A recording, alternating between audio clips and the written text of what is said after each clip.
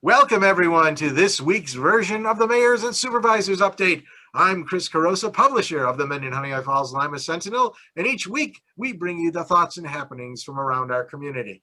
This week we'll start out with John Moffett from the town of Mendon. John, how's everything going in Mendon? All things considering, not too bad, Chris. Obviously, we had a tragic accident. We had a tragic accident with the military helicopter recently, and which also took the lives of three heroes, servicemen, and one of whom lived in the town of Mendon. So we're very, concerned about going forward. There's been a lot of discussion about some type of a memorial type site somewhere in town. And that is something that we're going to be taking a look at. But we did want to, especially with a resident involved, we wanted to allow the family to grieve, and certainly would like to look into this. Sometimes it's not, in my opinion, certain situations like this, getting the government involved may not be the best solution, but we're certainly willing to be a conduit to move things along. One of the reasons is that government can't raise money, and we can't be involved in raising money for something like this.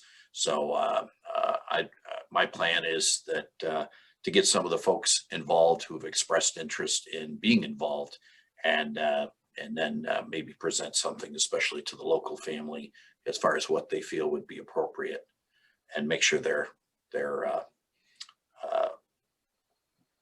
okay with it. We're town hall's open. Our tax collector and also our town clerk, Jim Mursky, is been busy collecting county and town taxes. There is a drop box on the Main Street side of the building. It's just a mail envelope that you can put your bill in if you'd prefer not to come in due to COVID or any other reason. And of course you can mail it in, and the postmark, because February 10th is the last. Today is, I believe, the last, or tomorrow, I should say, is the last day you can make the installments by the end of the month, and then February 10th is the last day you can pay the entire amount without any interest or penalty. The ice rink at Summel Road has been gotten a little bit of exposure lately, I think partly due to COVID. It took a while because the weather hasn't been, as we all know, it's been up and down. All of a sudden we're down temperature wise. So it's been freezing, and the highway department was out yesterday and put a little flash coat of water on it that froze almost immediately, tried to make it the surface as smooth as possible. Obviously we don't have a Zamboni to run around, but we do try to make it available. I think that's a little bit of a hidden treasure on Summel Road, because we do have, and obviously it's all weather, some of these things are weather related, but there is a playground, there is a softball field, there's tennis, basketball, and in the good weather, all those things are available to residents. So the other thing that I would mention is we're doing some interior work at Town Hall, partly because it needs to be done, and partly because the winter has been mild, and we've had some highway crews that we've had some time available for them to do some of these things. So we're painting, putting down some new carpeting, that type of thing. It's been about 25 years since we've had a little bit of a fresh coat of paint here.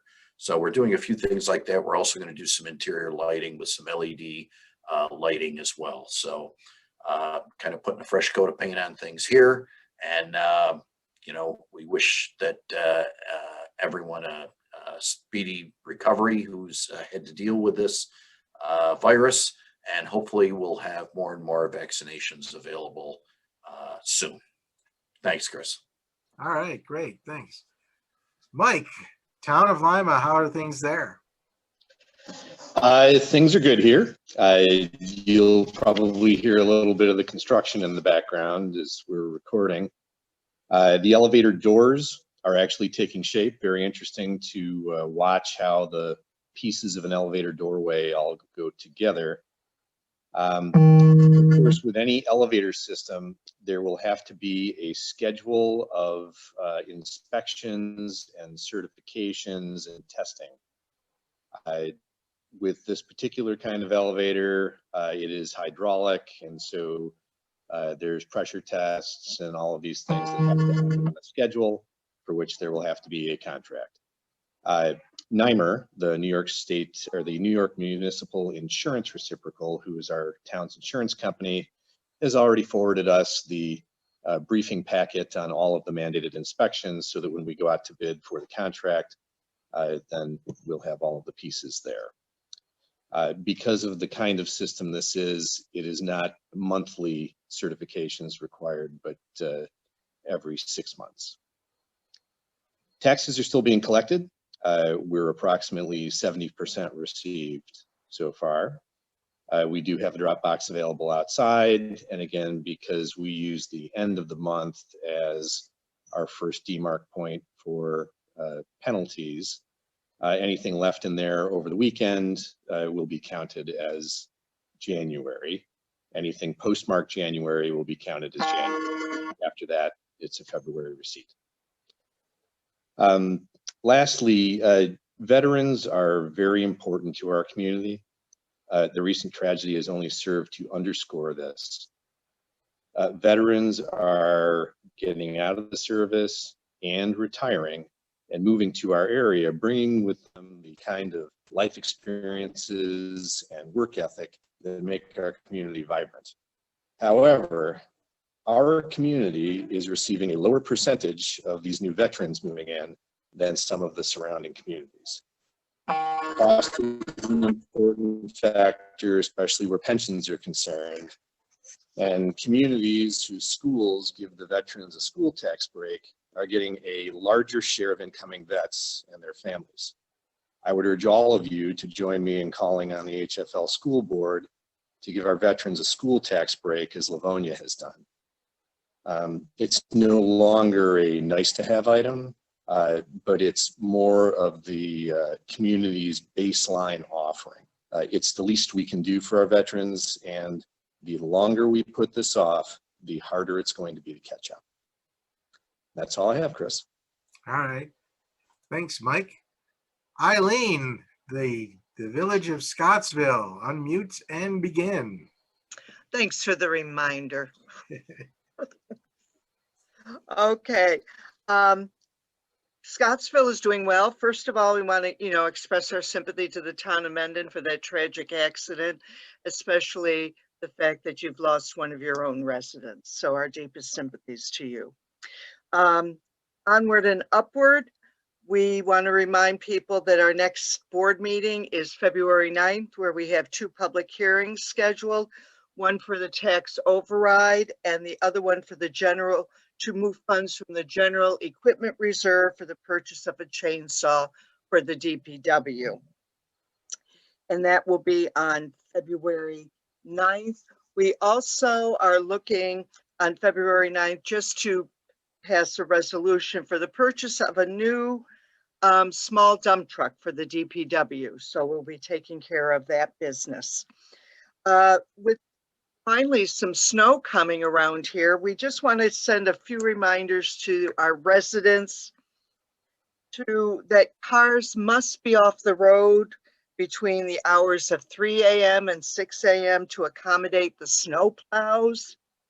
And this seems to be especially important on Main Street. We've had some cars that are parked there overnight, and it makes it very difficult for the plows to go through and also clear out the parking spaces.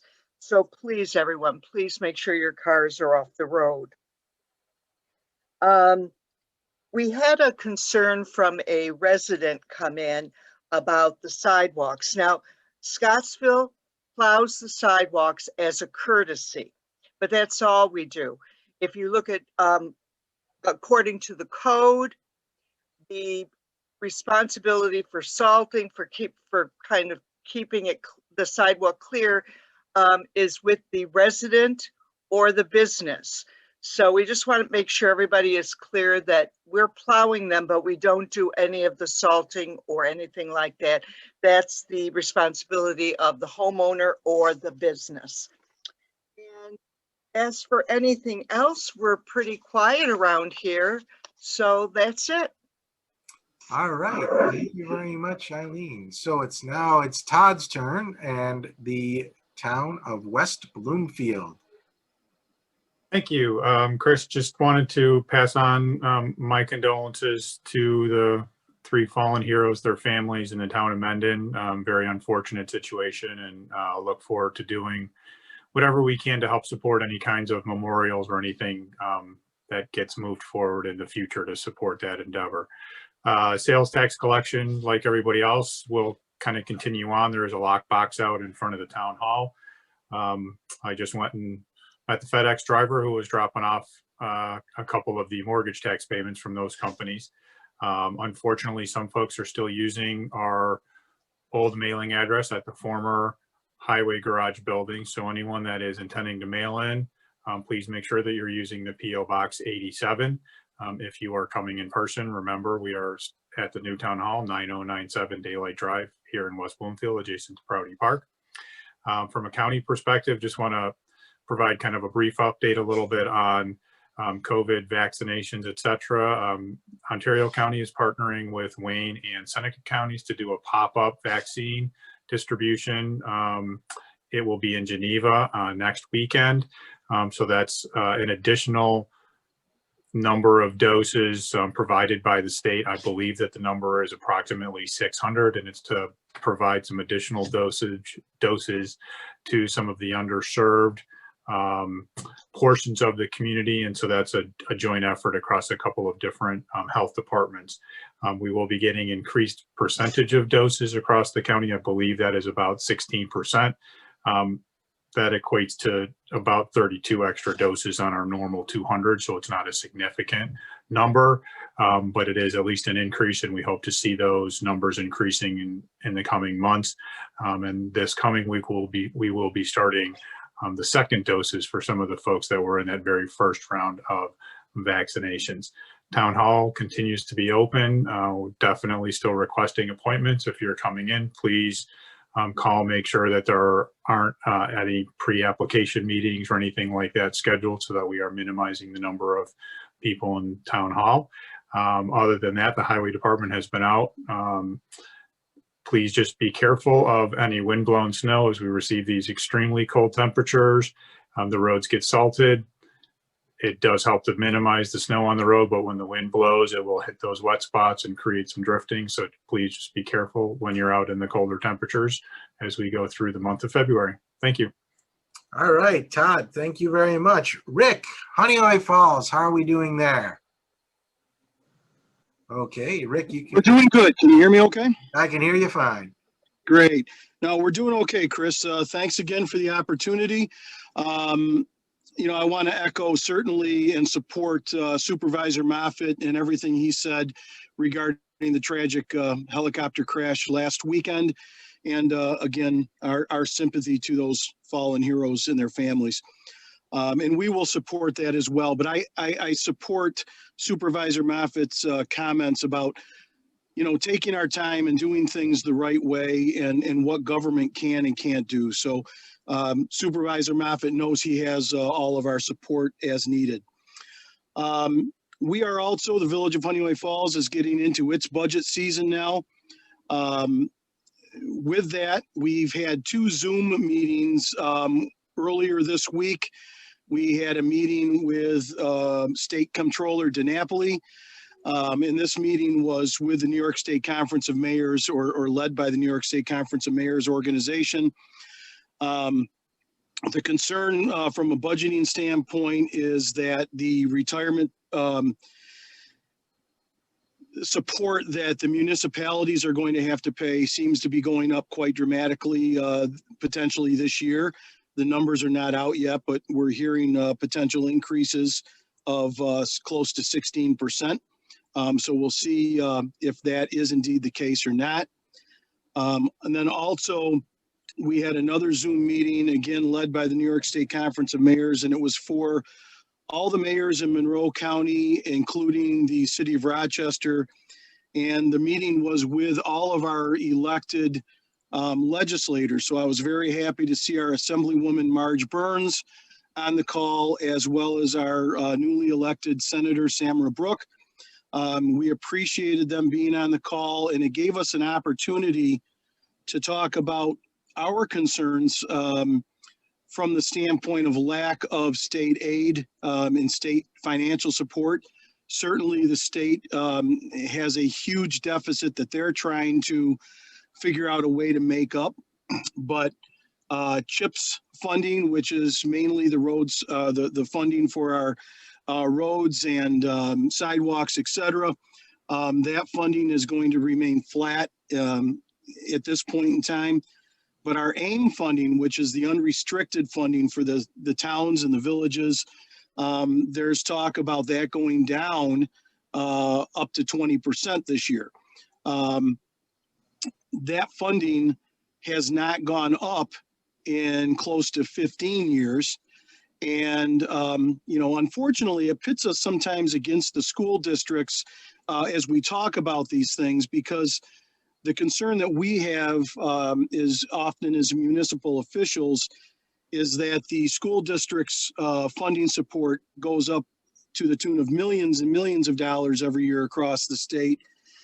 And the funding for our municipalities, our towns and villages and cities has either remained flat or actually gone down. And we need some support. So that's, some negative concerns for our budget process coming up, but we will work through it and we'll work around it. On other concerns or projects, again, the projects that I've been mentioning over the last couple of weeks continue to move forward. We do have a public hearing and we'll be going through the seeker process on Monday, this coming Monday, for the Wolfsburger Park housing development, which continues to move forward, and other positive business influx seems to be happening in both Lima and in Honeoye Falls as of late. I know Lima has a couple of new bakeries, or a new bakery opening up, and Honeoye Falls, of course, with the Branson building being sold and Hyzon moving in. So we have some positive things going on, and we're very excited about that. That's it for me, and appreciate the opportunity. Thank you very much, Rick. Anybody have anything they may have forgotten?